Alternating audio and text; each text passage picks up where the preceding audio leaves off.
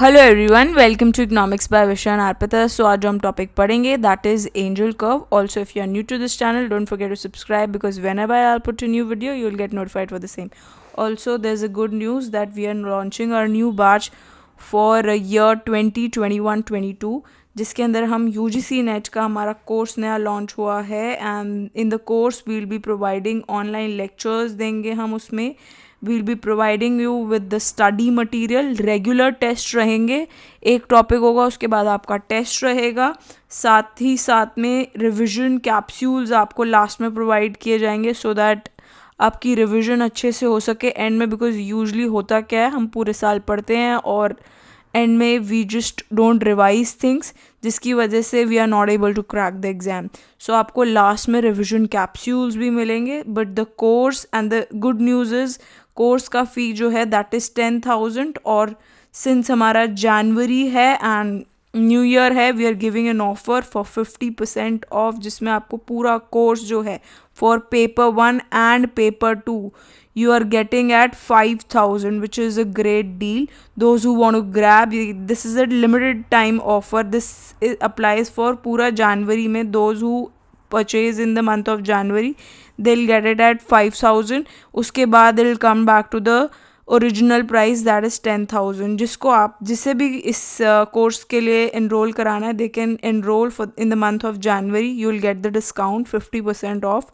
ठीक है. सो अब बात कर लेते हैं हमारे एंजल कर्व की. सो एंजल कर्व जो है, एंजल कर्व पढ़ने से पहले आई will B introducing you with the angel law. So angel law क्या होता है? एंजल लॉ जो है, this is an economic theory जो कि किसने इंट्रोड्यूस करी थी? It was introduced by Ernst angel ने इंट्रोड्यूस करी थी. और कौन से ईयर में करी थी? दैट वाज 1857 में इंट्रोड्यूस करी थी, जो कि एक जर्मन स्टैटिस्टिशियन थे जिन्होंने स्टेट करा था कि जो परसेंटेज है इनकम की जो कि फूड परचेज में एलोकेट होती है वो डिक्रीज होती जाती है. फूड परचेज के लिए जो भी परसेंटेज होती है दैट डिक्रीजेज जैसे एक इंडिविजुअल की इनकम जो है वो बढ़ जाती है. एक इंडिविजुअल की इनकम बढ़ जाएगी तो ये जो परसेंटेज जो कि फूड परचेज की है दैट ऑल्सो डिक्रीजेस. ठीक है. सो जैसे एक हाउस होल्ड की इनकम बढ़ती है, जो परसेंटेज जो कि इनकम की स्पेंड होती है फूड के ऊपर वो डिक्रीज़ हो जाती है. इनिशियली थोड़ा इंक्रीज़ होती है बट फूड के अंदर हम पूरी प्रोपोर्शन अगर चेक करें कि मेरी इनकम अगर पहले 1,000 रुपये थी, नॉट इट हैज़ बिकम 2,000, तो मेरी जो प्रपोर्शन है कि मैं 50 रुपये ही फूड पे खर्च करती थी, अगर उसका आप 50 डिवाइड बाय 2,000 करोगे तो आपको दिखेगा कि जो प्रपोर्शन है that is spend on income वो रिड्यूस हो जाता है. That is exactly what is angel curve. तो एक हाउस होल्ड जब उसकी इनकम बढ़ती है तो जो परसेंटेज हम किसके ऊपर स्पेंड कर रहे हैं, फूड के ऊपर, वो डिक्रीज हो जाता है. बट जो प्रपोर्शन लग्जरीज के ऊपर होता है, लग्जरी के ऊपर जो भी प्रपोर्शन होता है वो इंक्रीज हो जाता है. ठीक है.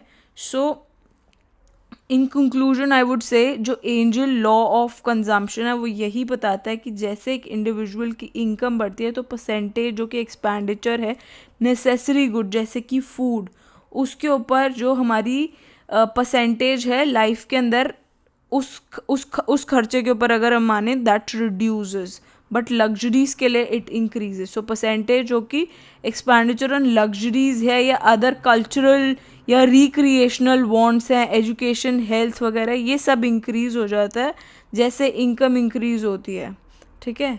सो एज़ फॉर लॉजिंग हम बात करें या हाउसिंग, फॉर रेंट या फ्यूल, लाइट, परसेंटेज एक्सपेंडिचर की वो जनरली सेम रहती है इसकी. जैसे अगर हमें किसी एक पर्टिकुलर इंडिविजुअल का रेंट देना है, इलेक्ट्रिसिटी का बिल देना है, इतना ज़्यादा इसमें इलेक्ट्रिसिटी में भी वेरिएशन नहीं रहती. फ्यूल मान लें अगर हम, फ्यूल, लाइट, परसेंटेज इनका यूजली दैट रिमेन्स सेम, इसका सेम रहता है. अगर हमारी इनकम बढ़ती है इसका जो खर्चा है percentage that is spend from the income that remains the same. और अगर हम बात करें percentage that is laid on हमारी क्लोथिंग के ऊपर, हम कपड़े के ऊपर कितना खर्चा करते हैं, दैट ऑल्सो मोर और the less it remains the same जैसे हमारी इनकम बढ़ती है. So this is exactly what is Engel's law. So Engel curve का एक क्वेश्चन आ रखा था. द क्वेश्चन वॉज कि जो एंजल कर्व है फॉर गिवन गुड इज, वो गिवन गुड का कैसा होता है Engel curve. It is usually negatively slope रहता है हमारा एंजल कर्व जो कि गिवन गुड का है. गिवन गुड के केस में इट रिमेन्स नेगेटिवली स्लोप्ड. ठीक है. सो इसका आई विल जस्ट स्पेसिफाई भी कर देती हूँ कि क्यों नेगेटिव रहता है. सो अगर हम बात करें नॉर्मल गुड की भी बात करें, इसमें कॉम्बिनेशन यूज़ करेंगे normal as well as inferior good की. ठीक है. सो जो हमारा नॉर्मल गुड का होता है दैट इज़ पॉजिटिवली स्लोप्ड रहता है हमारा Engel curve for normal good के केस में. नॉर्मल गुड के केस में it remains positively slope. But अगर हम गिवन गुड या इन्फीरियर गुड की बात करें it is negatively sloped. Negatively sloped रहता है हमारा किस में, इन्फीरियर गुड के केस में as well as given good के केस में. अब देख भी लेते हैं इसे कि दिस इज़ हमारा क्वांटिटी जो कि x है एंड दिस इज़ इनकम. एक इंडिविजुअल की इनकम बढ़ती है तो नॉर्मल गुड के ऊपर जो कंजम्पशन होती है वो भी इंक्रीज हो जाती है, जिसकी वजह से जो एंजल कर्व है that is positively sloped angel curve. और यही अगर हम बात करें हमारे, अगर कोई यहाँ पे हमने x को माना था नॉर्मल गुड है. ठीक है. ये नॉर्मल गुड है और एक गुड जो x है अगर उसे हम मान लें कि वो इन्फीरियर गुड है यहाँ पे x, तो अगर इन्फीरियर होगा एक इंडिविजुअल की इनकम बढ़ेगी, तो अगर उसकी इनकम बढ़ेगी तो इन्फीरियर की कंजम्पशन वो कम कर देगा, जिसकी वजह से जो हमारा एंजल कर्व होगा it will B negatively sloping. ठीक है. सो अब इसका एक कॉम्बिनेशन आई विल शो कि प्राइस और इनकम के बीच में रिलेशनशिप बता रहे हैं. That is basically normal good के केस में क्या होता है, नॉर्मल गुड के केस में here it is the price of the commodity, this is the PCC curve and this is हमारा income. ठीक है. सो अगर प्राइस इंक्रीज होगा तो हम क्या, उसमें प्रोपोर्शन क्या रहेगा, जो नॉर्मल गुड का केस होता है it is always positively sloping ऐसे रहता है. उसके बाद after some point it become negative. ठीक है. ये ऐसे नेगेटिव हो जाता है, इट बिकम्स नेगेटिव.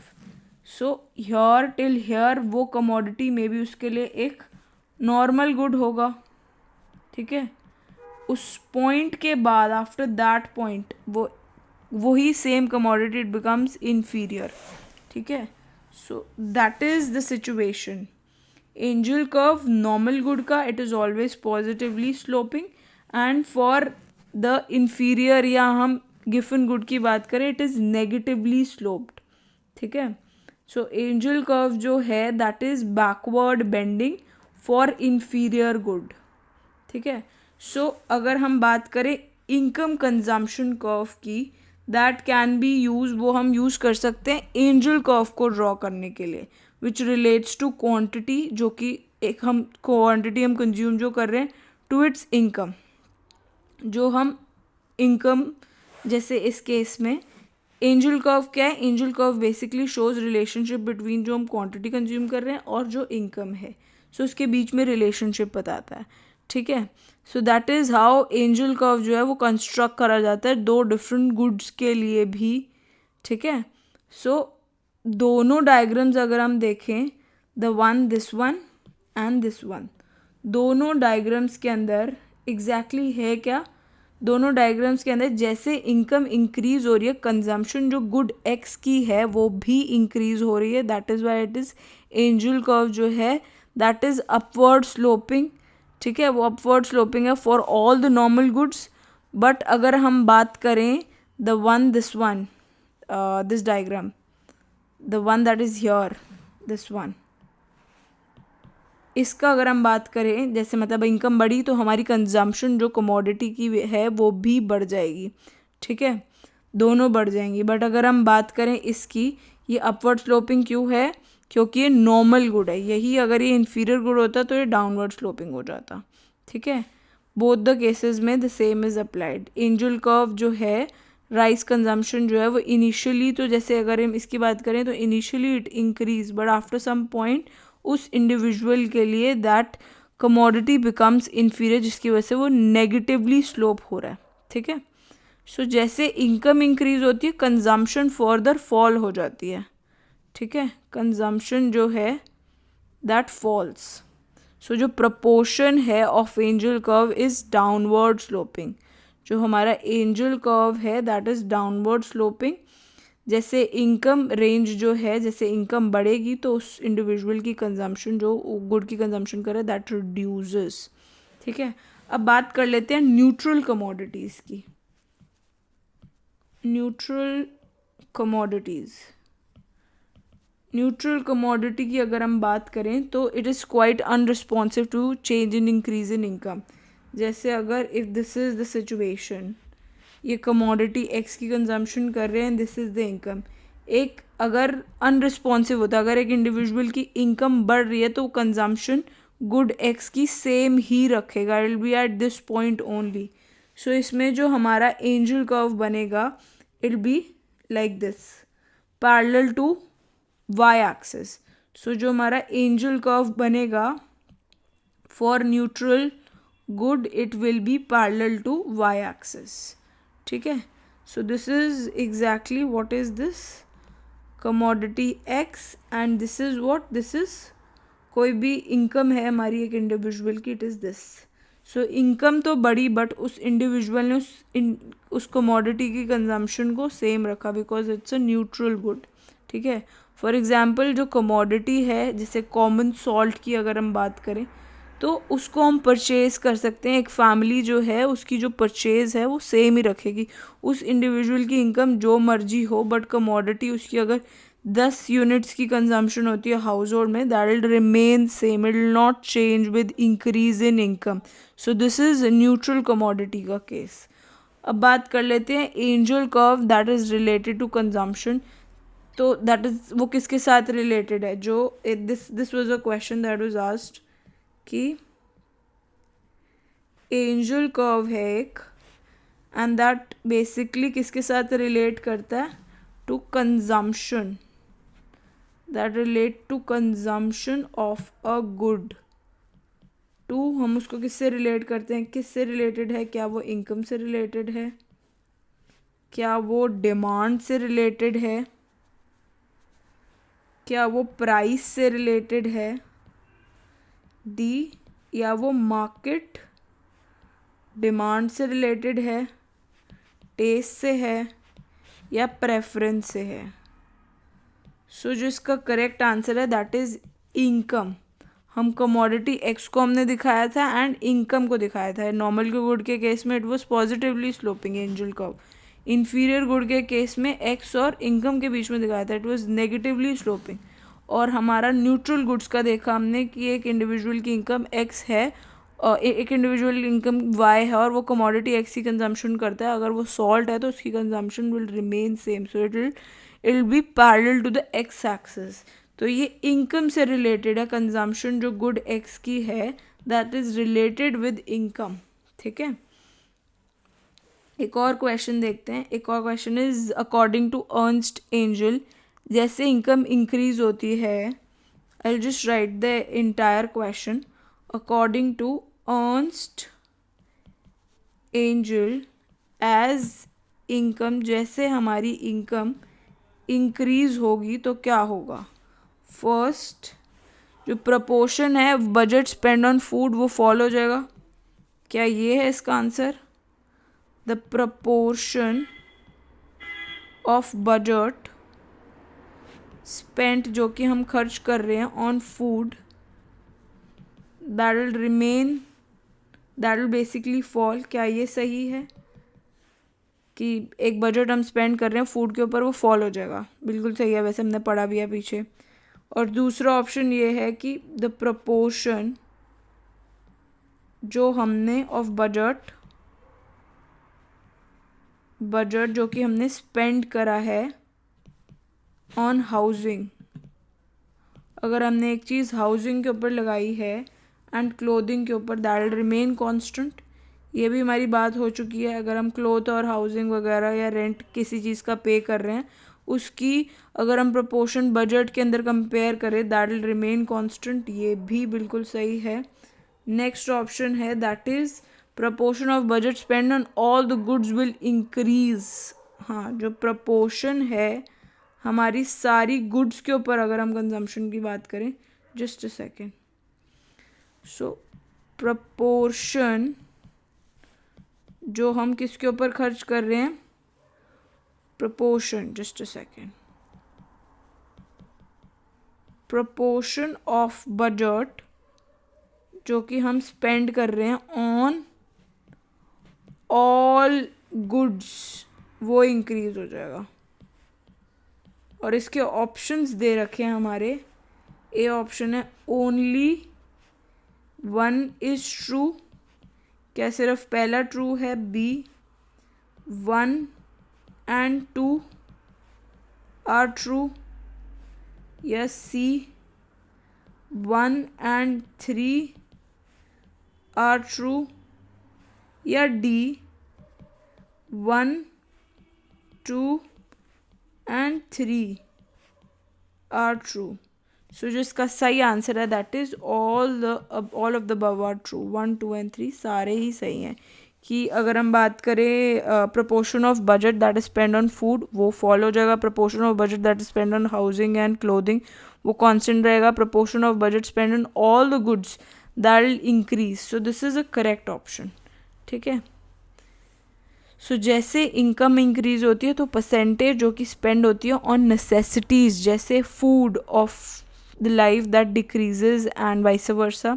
और जो हमारी परसेंटेज है एक्सपेंडिचर ऑन लग्जरीज और अदर कल्चरल और recreational wants, education, health etcetera, ये सब इंक्रीज़ हो जाता है जैसे इनकम इंक्रीज़ होती है रिक्रिएशनल, और जैसे डिक्रीज़ होती है तो वो कम हो जाती हैं। उसके ऊपर हमारी जो प्रपोर्शन है इनकम की, और जो हमारा हाउसिंग है, रेंट है, फ्यूल है, लाइट, उसका मोर द लेस सेम रहता है।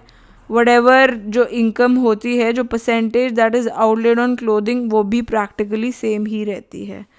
ठीक है। And now let's talk about a past year question जो कि हमारा 2014 जून के अंदर in the third paper it was asked. So the question is Engel curve denote क्या करता है? एंजल कर्व क्या डिनोट करता है? A various amount of good which a consumer would be willing to purchase at various price level होगा। Various amount of good which a consumer would be willing to purchase at various income level होगा। So जैसे कि हमने पीछे भी बात करी है कि पहले भी हमने बात करी है, तो एंजल कर्व क्या कंजम्पशन ऑफ गुड और इनकम के बारे में बात कर रहा था। तो जो इनकम वाला ऑप्शन था that was the correct option. So इसका I will make a separate video previous year के क्वेश्चंस की, जिसमें I will be showing you the questions as well and then will be solving it. ठीक है। So inferior good का income offer curve और Engel curve का भी एक प्रीवियस ईयर में क्वेश्चन आया था कि इनकम कंजम्पशन कर्व और एंजल कर्व कैसे दिखते हैं। Both of them are negatively sloping. ठीक है, दोनों नेगेटिवली स्लोप रहते हैं हमारे। ठीक है, so that was the correct answer. For next video stay tune. और अगर आपको मन है कि आपको ये कोर्स ख़रीदना चाहिए तो, और अगर आपका कोई कहीं ना कहीं हमारे उसमें आपकी कमी रह रही है, पेपर्स में पेपर 1 पेपर 2 में कहीं ना कहीं कमी रह रही है, ऐसा लग रहा है कि I can improve test series वगैरह दे के और थोड़े से कॉन्सेप्ट अच्छे से शार्पन करके, यू कैन ऑब्वियसली ज्वाइन। और कहीं ना कहीं आपको लग रहा है भूल गई हूँ कॉन्सेप्ट, एक बार लेनी चाहिए। 5000 is in a big deal, you can always purchase it. Also, it's a good opportunity. Those who actually want to join it, they can let me know on my WhatsApp number. They can ask me any questions if they have. So yeah, thanks for watching. Bye bye.